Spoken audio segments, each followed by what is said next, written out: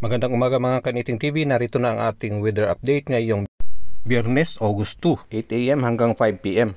Base po dito sa ating weather satellite animation, maliwalas po halos ang buong bansa. Konti lang po ating makikitang mga kaulapan na nagdadala ng mga pagulan ngayong umaga.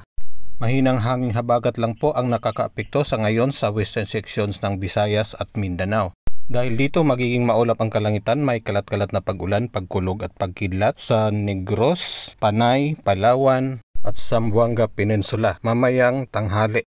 Localized thunderstorms naman ang nakakaapekto sa Metro Manila at natitirang bahagi ng bansa na posibleng makakaranas mamayang hapon ng maulap na kalangitan, kalat-kalat na pag-ulan, pagkulog at pagkidlat. Dahil mahina pa sa ngayon ang hanging habagat, wala pa tayong inaasahan na mabubuong mga LPA hanggang sa linggo. Next week, lalakas na naman ang hanging habagat, kaya po kailangan nakaantabay po kayo.